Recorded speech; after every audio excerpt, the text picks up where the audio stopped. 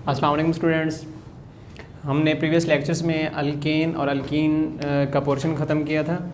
आज हम स्टार्ट करने लगे हैं अल्काइन, जो कि इस चैप्टर का लास्ट पोर्शन है। अल्काइन बेसिकली क्या है? अल्काइन जिस तरह अल्केन और अल्कीन की हमने पहचान देखी थी, जो अल्काइन होते हैं वो भी उसी तरह से हम स्टडी करेंगे कि alkyne first three words alk group है, ALK। ये वर्ड ड्राइव हुआ है अल्काइल से और लास्ट पे है YNE। ये वर्ड आया, ये हमें पहचान होती है ट्रिपल बॉन्ड की, कि कोई ऐसा अल्काइल ग्रुप मौजूद है जिसमें ट्रिपल बॉन्ड है, उसको हम अल्काइन के नाम से डिनोट करते हैं। सबसे पहले उसकी प्रिपरेशन है, तो प्रिपरेशन में कुछ उसकी जनरल प्रॉपर्टीज़ हैं। जिस तरह अल्केन और अल्कीन की जनरल प्रॉपर्टीज़ देखी थी, सेम उसी हिसाब से उसकी जनरल प्रॉपर्टीज़ देखेंगे जो कि मोस्ट इंपॉर्टेंट हैं, जिनको हमने इस चैप्टर में यूज़ करना है। सबसे पहले क्या है? अल्काइन जो है अनसैचुरेटेड कंपाउंड है। अनसैचुरेटेड कंपाउंड्स कौन से कंपाउंड्स होते हैं? उन कंपाउंड्स को अनसैचुरेटेड कहा जाता है जिनमें डबल या ट्रिपल बॉन्ड्स मौजूद हों। वो तमाम कंपाउंड्स अनसैचुरेटेड कंपाउंड्स कहलाते हैं। और वो तमाम कंपाउंड्स जिनमें कार्बन के दरमियान में सिंगल बॉन्ड पाया जाता है वो सैचुरेटेड कंपाउंड्स होते हैं। सेकंड पे आ जाते हैं उसका जनरल फार्मूला। कि अल्काइन का जनरल फार्मूला क्या है? CnH2n-2। ठीक है ना? तो CnH2n-2 जो है, अगर हम इसको देखें तो इस फार्मूले को यूज़ करके अगर आपको कोई नाम दिया जाता है अल्काइन से रिलेटेड, तो आप उसके नेम को देखते हुए आप उसका मॉलिक्यूलर फार्मूला ड्रॉ कर सकते हैं और उसके बाद आप उसका स्ट्रक्चर फार्मूला भी बना सकते हैं। फॉर एग्ज़ाम्पल, अगर आपको दिया जाता है, जिस तरह सिंपल ले लेते हैं, सबसे सिंपल फॉर्म है एथाइन की। तो एथाइन में फर्स्ट थ्री वर्ड्स एथ का मतलब अल्काइल ग्रुप होगा। कार्बन की स्ट्रेंथ है एथाइन H2, एथ का मतलब होता है 2 कार्बन्स, और YNE मतलब इसके दरमियान, इन दो कार्बन्स के दरमियान में ट्रिपल बॉन्ड मौजूद है। ठीक है ना? आप देखें, अगर हम इसी एक नाम को जो अल्काइन से रिलेटेड है, अगर हम इसके ऊपर अप्लाई करते हैं, इसके जनरल फार्मूले के ऊपर हम इसका मॉलिक्यूलर फार्मूला बना सकते हैं कि एथाइन का मॉलिक्यूलर फार्मूला क्या होता है। ये 2 कार्बन्स किसको रिप्रेजेंट कर रहा है? ये कर रहा है N का मतलब क्या है? नंबर ऑफ कार्बन एटम, जो कि यहाँ पे इस फार्मूले के अंदर मौजूद है। तो जहाँ पे N दिया हुआ है वहाँ आपने कार्बन की स्ट्रेंथ लिखनी है। जैसा कि CN है, N का मतलब 2 है, तो यहाँ पे C2H2 × 2 - 2। इसको अगर यहाँ पे अगर हम प्रोसीड करें, N की जगह पे 2 आ जाएगा, H2 × 2, N की जगह पे 2 - 2। ठीक है ना? तो C2 वैसे का वैसा, 2 को 2 से मल्टीप्लाई करें, H4 आ जाएगा -2। तो आपके पास बनेगी, इसको जब माइनस कर लेंगे, C2H2। ये एथाइन का मॉलिक्यूलर फार्मूला है। ठीक है? अगर आप इसका स्ट्रक्चर ड्रा करेंगे तो स्ट्रक्चर कैसे बनाएंगे? इसी में 2 कार्बन हैं, सबसे पहले कार्बन एटम लगा लें। ठीक है ना? अब उसके बाद आपने देखने हैं हाइड्रोजन एटम कितने अटैच हैं? 2 अटैच हैं। एक इस साइड पे अटैच है, दूसरा इस साइड पे अटैच कर दें। आपने इसके थ्रू जो है आपने स्ट्रक्चर बना लिया, लेकिन इसकी प्रॉपर्टी क्या है? YNE से रिलेटेड है, तो आपको इस स्ट्रक्चर में ट्रिपल बॉन्ड शो करना पड़ेगा और कार्बन की वैलेंसी को भी सेटिस्फाई करना पड़ेगा। आप देखें कार्बन कितने बॉन्ड बना रहा है? 2। आपको पता है कि कार्बन के मैक्सिमम जो बॉन्ड्स होते हैं वो कितने होते हैं? 4 बॉन्ड्स में जो कार्बन की वैलेंसी है वो सेटिस्फाई होती है। तो इस फॉर्म में कार्बन के 2 बॉन्ड्स हैं, ये 3 हो जाएंगे और ये 4। तो आपके पास ये स्ट्रक्चर बन जाएगा एथाइन का। इस तरह से अगर आपको कोई भी कंपाउंड दिया जाता है, कोई भी नाम दिया जाता है, आप इस फार्मूले को यूज़ करके उसका मॉलिक्यूलर फार्मूला ड्रा करेंगे। मॉलिक्यूलर फार्मूला को बनाने के बाद आप उसका स्ट्रक्चर फार्मूला भी बड़ी आसानी से बना सकते हैं। नेक्स्ट प्रॉपर्टी है वो है simplest form of alkyne. Alkyne की जितनी भी टाइप्स हैं, जितने भी इसके कंपाउंड्स होंगे अल्काइन से रिलेटेड, सबसे सिंपल फॉर्म, सबसे पहली फॉर्म कौन सी होगी अल्काइन की? जो कि एथाइन, या इसका दूसरा नाम एसिटाइलिन है, जो हमने यहाँ पे स्ट्रक्चर भी ड्रा किया था, CH ट्रिपल बॉन्ड CH। ठीक है? मेथाइन कभी भी आपका अगर सिंगल कार्बन वाला होगा तो कभी भी इसका जो है सिंपलेस्ट फॉर्म अल्काइन की नहीं हो सकती। अल्कीन और अल्काइन जो अनसैचुरेटेड कंपाउंड्स होते हैं, इनमें कार्बन कार्बन के दरमियान डबल या कार्बन कार्बन के दरमियान में ट्रिपल बॉन्ड को देखा जाता है। मतलब सबसे कम क्या होगा? सबसे कम इसका स्ट्रक्चर वो होगा जिसमें कम से कम 2 कार्बन हो। तो कम से कम 2 कार्बन वाला स्ट्रक्चर इथीन या एथाइन होगा अनसैचुरेटेड के अंदर। ठीक है ना? तो इसी हिसाब से जो अल्काइन है, इनका सबसे सिंपलेस्ट फॉर्म अल्काइन की कौन सी होगी? एथाइन। इसका दूसरा नाम एसिटाइलिन भी है, एथाइन को एसिटाइलिन भी कहा जाता है। उसके बाद इसकी हाइब्रिडाइजेशन, एथाइन जो है इसके हाइब्रिडाइजेशन उसके अल्काइन के जितने भी कंपाउंड्स हैं उनमें कार्बन, वो कार्बन जो ट्रिपली बॉन्डेड अटैच होगी एक दूसरे के साथ, उसकी जो हाइब्रिड स्टेट होती है, जो हाइब्रिडाइजेशन उसकी होती है, वो sp2 हाइब्रिडाइजेशन को फॉलो करते हैं। sp हाइब्रिडाइजेशन की जितनी भी टाइप्स हों उनमें जो ज्योमेट्री बनती है वो सारे के सारे लीनियर ज्योमेट्री को फॉलो कर रहे होते हैं। नेक्स्ट इसके प्रिपरेशंस के मेथड्स हैं, जिनमें फर्स्ट मेथड है डिहाइड्रोहैलोजिनेशन ऑफ विसिनल डाइहैलाइड। हेडिंग को गौर से समझेंगे और आप उसका स्ट्रक्चर, उसका रिएक्शन बड़ी आसानी से फिर प्रोसीड कर सकते हैं। सबसे पहली टाइप है, हमने अल्काइन को प्रिपेयर करना है, डिहाइड्रोहैलोजिनेशन ऑफ विसिनल डाइहैलाइड। सेकंड है डिहैलोजिनेशन ऑफ टेट्राहैलाइड। थर्ड है Kolbe's electrolytic method. And next है इंडस्ट्रियल प्रिपरेशन ऑफ अल्काइन। क्या अगर आप इंडस्ट्रीज़ के थ्रू, इंडस्ट्री के अंदर हम किस तरह से अल्काइन को प्रिपेयर करते हैं, इन मेथड्स में से हम कोल्ब्स इलेक्ट्रोलाइटिक मेथड्स को नहीं करेंगे क्योंकि ये मैंने आपको अल्कीन के अंदर करा दिया था। अगर किसी स्टूडेंट ने को समझ नहीं आ रही या इसने लेक्चर नहीं लिया हुआ तो सबसे पहले आप ये लेक्चर लेंगे अल्कीन का, उसी के अंदर अल्कीन की जो प्रिपरेशन की थी फ्रॉम कोल्ब्स इलेक्ट्रोलाइटिक मेथड, वहीं पे ही हमने अल्काइन को प्रिपेयर किया था। ठीक है ना, आप वो प्रीवियस आपके पास लेक्चर पढ़े हुए हैं, आप उनको देख सकते हैं। तो सबसे पहला मेथड हमारा है डिहाइड्रोहैलोजिनेशन ऑफ विसिनल डाइहैलाइड। सबसे पहले हेडिंग के ऊपर फोकस करें। इसमें 2 वर्ड्स हैं, एक वर्ड आपको नजर आ रहा है डी का। डी का मतलब क्या बताया था आपको? डी का मतलब होता है रिमूव करना। ठीक है ना, आप इसको इस तरह से याद रखेंगे कि आपने रिमूव करना है, रिमूवल से रिलेटेड है। किस चीज़ को रिमूव करेंगे? हाइड्रो एक वर्ड है, दूसरा हैलोजन है। हाइड्रो से हाइड्रोजन और हैलोजन आपके पास यहाँ पे मैं एक्स लगा रहा हूँ। एक्स का मतलब क्लोरीन या ब्रोमीन कोई भी हो सकता है। आपने रिमूव करना है, आपका जो रिएक्टेंट होगा, आपने उस रिएक्टेंट में से किन किन सब ग्रुप्स को रिमूव करेंगे? हाइड्रोजन को रिमूव करेंगे उसी में से, और उसी में से आपने हैलोजन को रिमूव करना है। लेकिन रिएक्टेंट किस तरह का, किस में से रिमूव करेंगे? आपका जो रिएक्टेंट होगा वो विसिनल डाइहैलाइड होना चाहिए। उसी विसिनल डाइहैलाइड में से हाइड्रोजन को भी रिमूव करना है और हैलोजन को भी रिमूव करना है, तब आपके पास जो फाइनल प्रोडक्ट बनेगा वो अल्काइन ही होगा। अब विसिनल डाइहैलाइड की पहचान किस तरह हम करते हैं? ये प्रीवियस अल्कीन के अंदर हम ये वर्ड काफ़ी दफ़ा जो है स्टडी कर चुके हैं। विसिनल का मतलब होता है कि 2 एडजेसेंट कार्बन के ऊपर जब ग्रुप्स आ जाते हैं, अटैच होते हैं, तो उसको हम विसिनल का नाम देते हैं।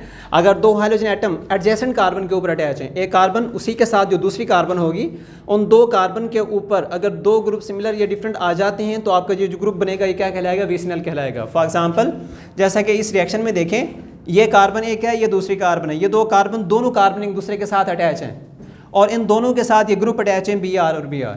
ठीक है ना, अब आपके पास ये कौन सा ग्रुप कहलाएगा? ये विसिनल ग्रुप है। अगर यहाँ पे फॉर एग्जांपल इस Br को हटा के यहाँ पे मैं एक और कार्बन लगा के इस Br को उस कार्बन पे लगाता हूँ, सेंट्रली कार्बन फ्री होगी, तो आपके पास ये स्ट्रक्चर विसिनल नहीं कहलाएगा। विसिनल का मतलब होता है एडजेसेंट, ऐसी कार्बन जो एक दूसरे के साथ अटैच हों, उनके साथ जो 2 ग्रुप्स अटैच होंगे तब आप उस ग्रुप को विसिनल का नाम देंगे। ठीक है ना, तो आपका विसिनल डाइहैलाइड रिएक्टेंट है। डाई का मतलब 2 होता है और हैलाइड हैलोजन से है कि विसिनल जो आपका रिएक्टेंट है उसमें 2 हैलोजन एटम अटैच हैं उसी में, और वो विसिनल फॉर्म में है, मतलब एडजेसेंट कार्बन के ऊपर अटैच हैं। आपने उन्हीं में से हाइड्रोजन को रिमूव करना है और हैलोजन को भी रिमूव करना है, तब आपके पास जो प्रोडक्ट बनेगा वो अल्काइन होगी।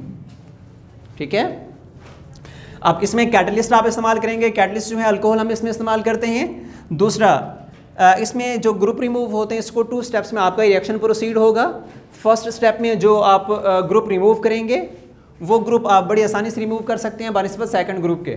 फर्स्ट ग्रुप जो है उसके लिए एक तो आपको बेस की रिक्वायरमेंट होती है, बेस के साथ आपको कैटलिस्ट तो आपने यूज़ करना ही करना है ना, और दूसरा जो रीजेंट होगा वो आपने बेस यूज़ करनी है। तो उसके साथ साथ आपको टेम्परेचर रिक्वायर होगा रिएक्शन को प्रोसीड कराने के लिए। 80 डिग्री सेल्सियस पे आपका फर्स्ट स्टेप पे जो फर्स्ट प्रोडक्ट रिमूव होगा, फर्स्ट जो ग्रुप रिमूव होगा उसमें बेस और साथ ये टेम्परेचर 80 डिग्री सेल्सियस पे आपका रिएक्शन प्रोसीड हो जाएगा। ठीक है, जब आप सेकंड स्टेप करते हैं, सेकंड स्टेप पे जब सेकंड ग्रुप को रिमूव करेंगे तो सेकंड ग्रुप को रिमूव करने के लिए हमें ड्रास्टिक कंडीशंस अप्लाई करनी पड़ती हैं। सेकंड ग्रुप जो है इतनी आसानी से रिमूव नहीं होता जितनी आसानी से फर्स्ट ग्रुप रिमूव हो जाता है। तो इसकी 2 कंडीशंस हैं इस सेकंड ग्रुप को रिमूव करने के लिए या सेकंड स्टेप को प्रोसीड करने के लिए। फर्स्ट कंडीशन इसकी ये है कि आप बेस जो है इसमें 2 हैं, या फिर आप फर्स्ट जो है इसको फॉलो करें। जैसे पोटाशियम हाइड्रोक्साइड अगर आप बेस यूज़ कर रहे हैं तो आपको टेम्परेचर लाजमी तौर पर 150 डिग्री सेल्सियस यूज़ करना पड़ेगा। देखें यहाँ पे 80 डिग्री सेल्सियस पे रिएक्शन प्रोसीड हुआ था ना, लेकिन यहाँ पे आपको टेम्परेचर कितना देना पड़ रहा है 150 डिग्री सेल्सियस, मतलब कंडीशन चेंज हो गई, हाईली कंडीशन हम प्रोसीड अप्लाई कर रहे हैं। अगर आप बेस जो है चेंज कर देते हैं, फॉर एग्जांपल आप चाहते हैं कि टेम्परेचर इतना ही रहे, आपका रिएक्शन आसानी से प्रोसीड हो जाए, ठीक है ना, उसी टेम्परेचर पे, तो आपको बेस ये वाली बेस यूज़ नहीं करेंगे, आपको इससे कोई स्ट्रॉन्ग बेस यूज़ करनी पड़ेगी। जैसा कि for example sodium amide NaNH2 इसका फार्मूला है, इसको बोलते हैं सोडियम अमाइड। आप सोडियम अमाइड यूज़ करेंगे तब आपका जो रिएक्शन होगा वो इसी टेम्परेचर के ऊपर प्रोसीड हो जाएगा। मतलब अगर आप बेस वही यूज़ करते हैं जो आपने फर्स्ट स्टेप के अंदर यूज़ की थी तो आपको टेम्परेचर बढ़ाना पड़ेगा, तब आपका प्रोडक्ट बनेगा, अदरवाइज आप अल्काइन तैयार नहीं कर पाएंगे, ठीक है ना।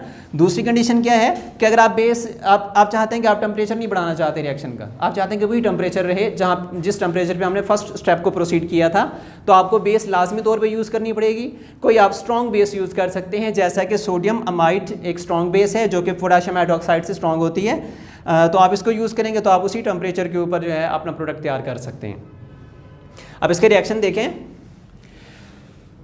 हमने रिएक्टेंट लिया, रिएक्टेंट कौन सा है, विसिनल डाइहेलाइड।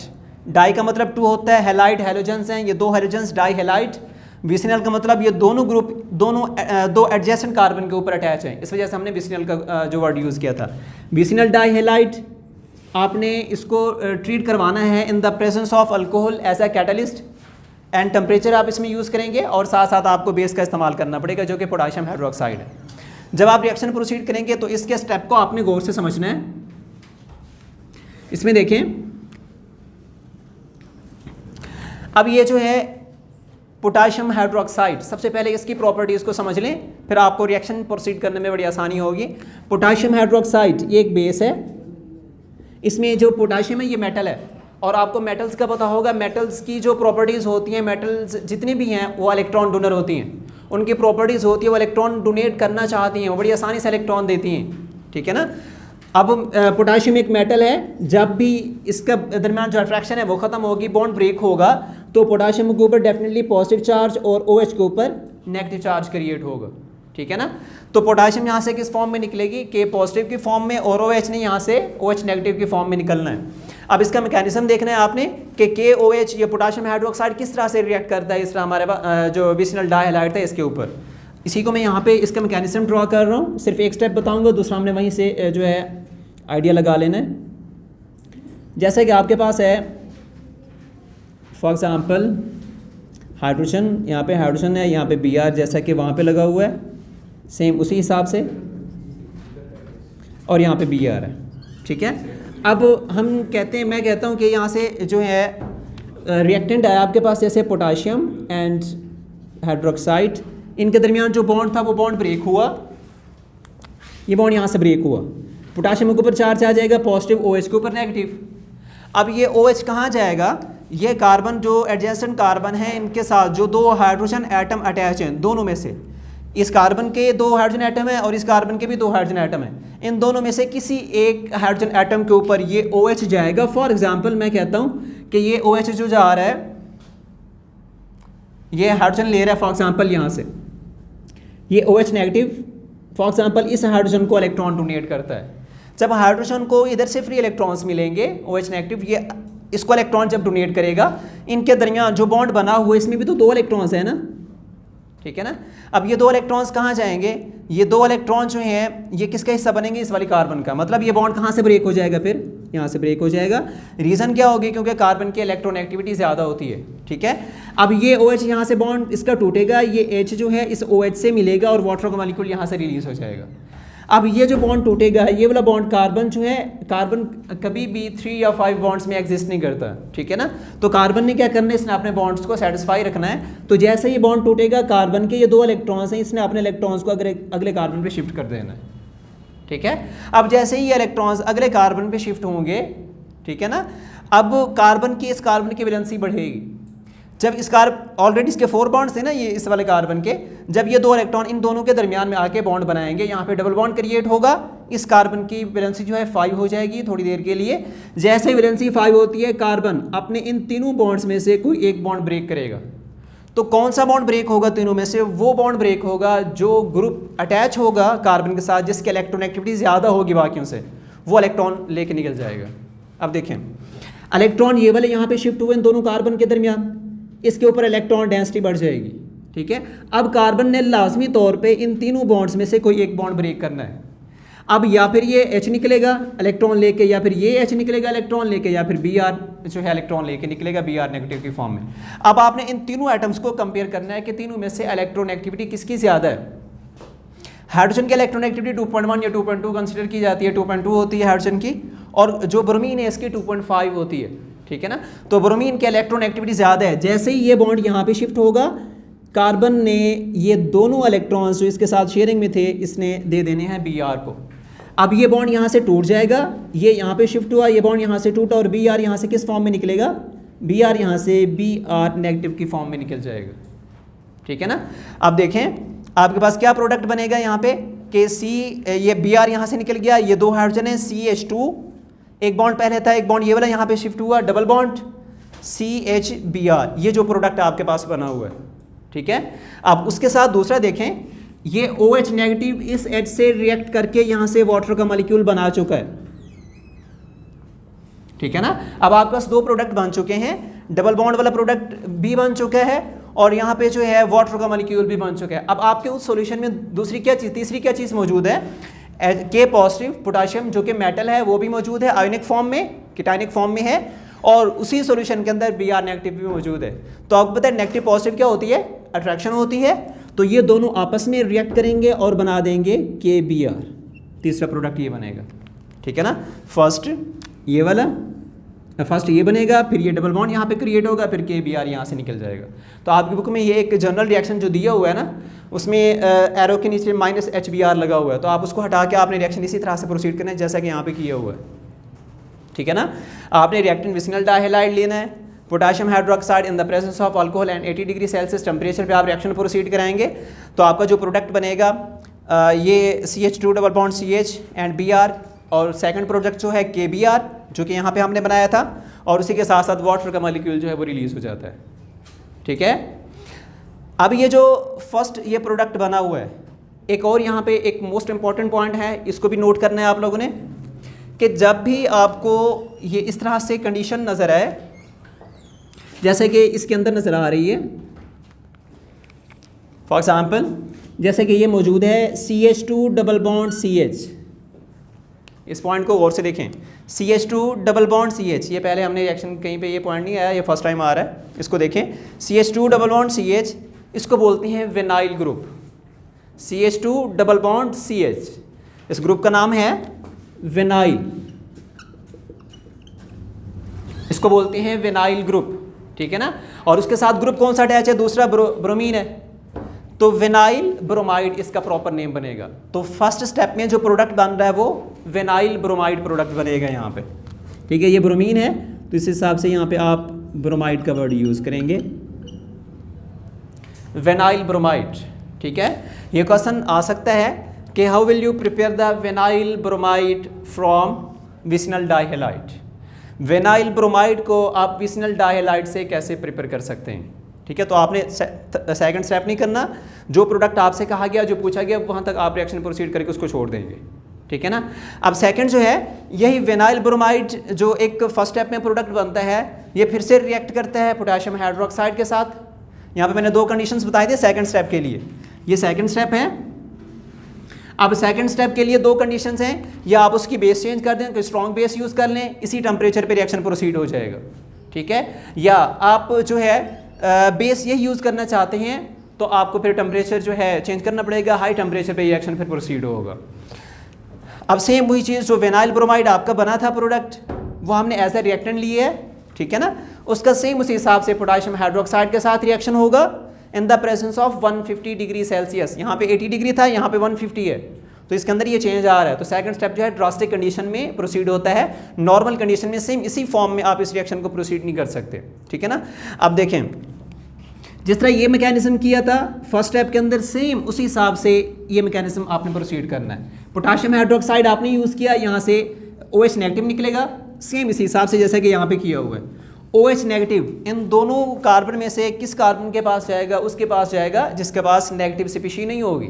देखें Br ये नेगेटिव है, इसके ऊपर पार्शियल नेगेटिव चार्ज होता है, जिसकी वजह से ये OH नेगेटिव, ये भी नेगेटिव, ये भी नेगेटिव, ये OH नेगेटिव कभी भी इस कार्बन के ऊपर आसानी से अटैक नहीं कर सकता, क्योंकि सिमिलर चार्जेस के दरमियान क्या होती है? रिपल्शन। ये Br जो है यहाँ पे पार्शियल नेगेटिव चार्ज है, ये पार्शियल नेगेटिव चार्ज इस OH नेगेटिव को इस कार्बन के ऊपर अटैक नहीं करने देगा, ठीक है ना। तो ये OH नेगेटिव किसके ऊपर अटैक करेगा? इस वाली कार्बन के ऊपर अटैक करेगा। तो यहाँ से हाइड्रोजन इस OH के साथ प्रोटॉन की फॉर्म में यहाँ से निकल के इसके साथ अटैच होगा, वाटर का मॉलिक्यूल निकल जाएगा, जैसा कि यहाँ पे किया है, ठीक है। अब ये बॉन्ड टूटेगा यहाँ से सेम इस हिसाब से जैसा कि यहाँ पे मौजूद है।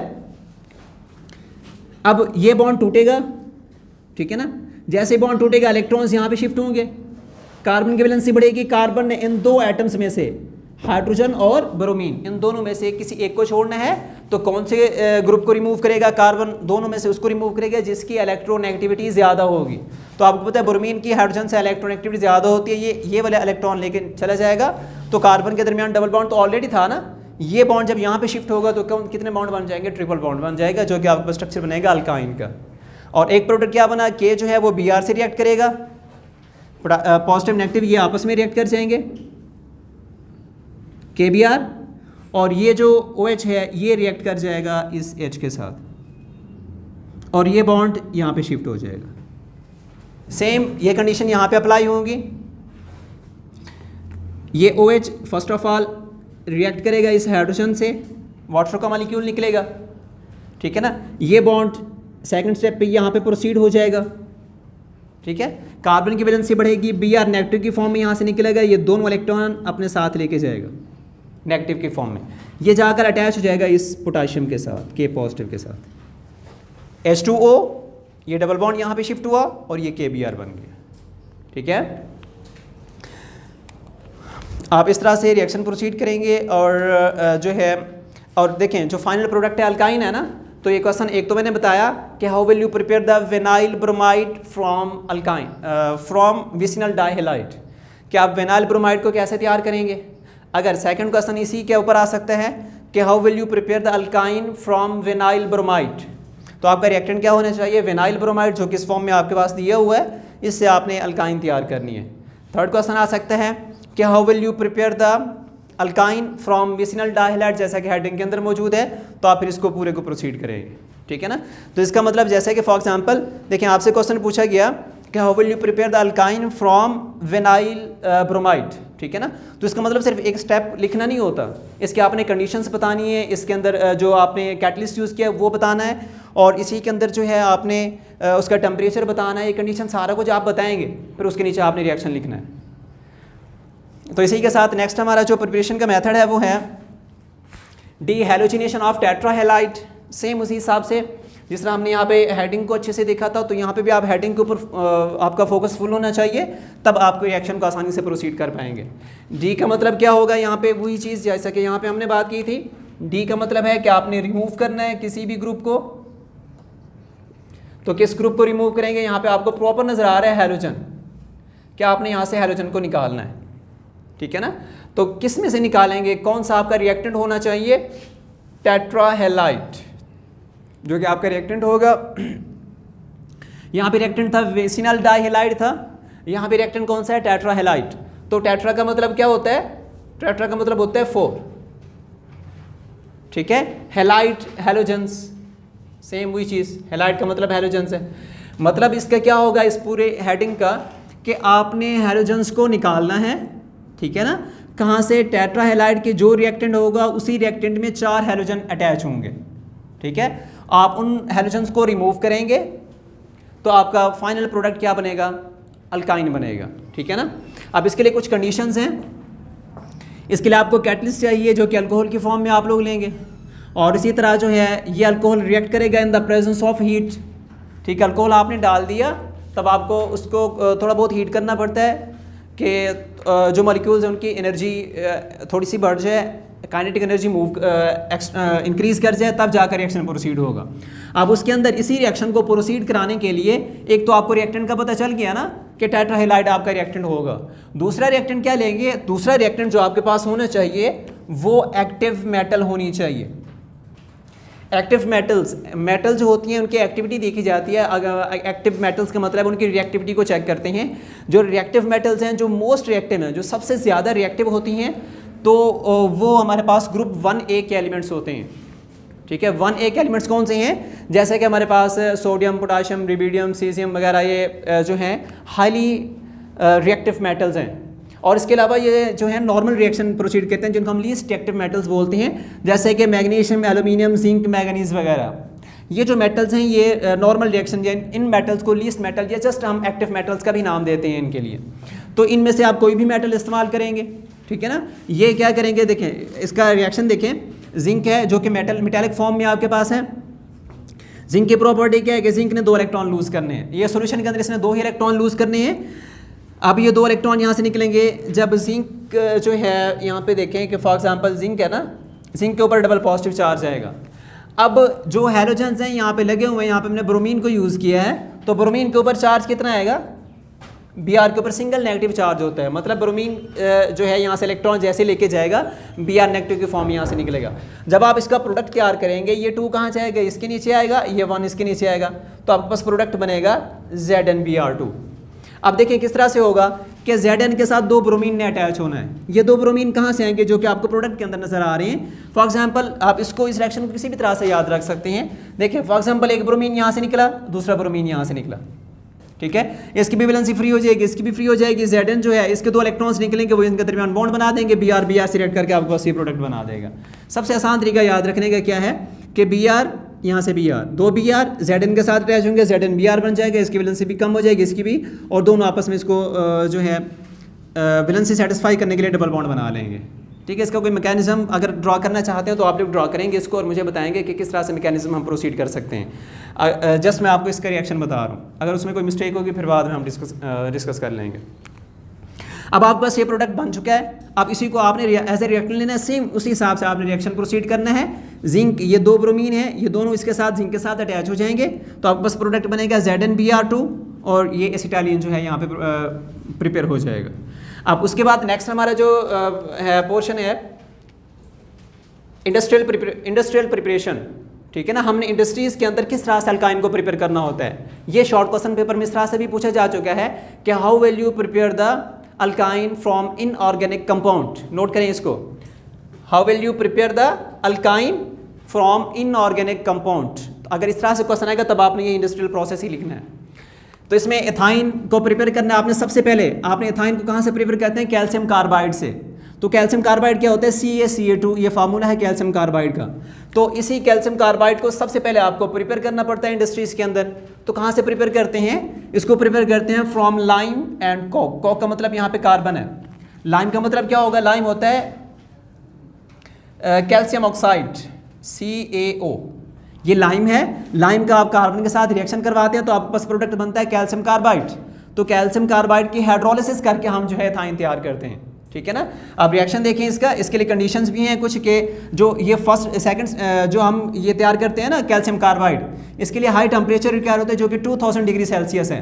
ठीक है ना, इसी टेम्परेचर पे आप कैल्शियम कार्बाइड तैयार कर सकते हैं। टेम्परेचर कम होगा तो रिएक्शन प्रोसीड नहीं होगा। अब इसका रिएक्शन देखें कि calcium oxide, first of all ये वाला है कैल्शियम ऑक्साइड, आपने कार्बन के साथ इसका रिएक्शन करवाया इन the presence of 2000 degree Celsius, तब आपके पास कैल्शियम कार्बाइड CaCO2 और कार्बन मोनोऑक्साइड गैस यहाँ से रिलीज हो जाती है। ठीक है ना। अब यही जो कैल्शियम कार्बाइड इसको आपने एज ए रिएक्टेंट लिया, यहाँ पे इसका स्ट्रक्चर फॉर्मूला यहाँ पे ड्रॉ कर दिया, इसको आप देख लेंगे अच्छे से। CaC कार्बन कार्बन के दरमियान ट्रिपल बॉन्ड है, तो CaCa2 ये रिएक्ट करता है वाटर के साथ, इसको मैंने ओपन करके लिखा है HNOH। ठीक है ना, ये वाटर के साथ रिएक्ट करेगा, हाइड्रोलिसिस का प्रोसेस होगा तो आपके पास प्रोडक्ट बनेगा CH ट्रिपल बॉन्ड CH जो कि अल्काइन है, और लास्ट पे कैल्शियम हाइड्रोक्साइड जो है ये गैस भी जो है बल्कि बेस यहाँ से बन जाती है। ये क्वेश्चन इस तरह से भी आ सकता है कि how will you prepare the calcium hydroxide from inorganic compounds, या बेसिकली आपका जो टॉपिक है वो अल्काइन से रिलेटेड है, तो आपका ये वाला क्वेश्चन किसके ऊपर आएगा? इसी के ऊपर आ सकता है कि how will you prepare the calcium carbide, तब आप ये स्टेप करेंगे। How will you prepare the ethyne या अल्काइन, तब आप दोनों स्टेप्स उसमें लिखेंगे, कंडीशंस भी बताएंगे। या फिर तीसरा ये क्वेश्चन इस तरह से आ सकता है कि how will you prepare the alkyne from inorganic compound. इस तरह से फिर आपका रिएक्शन होगा।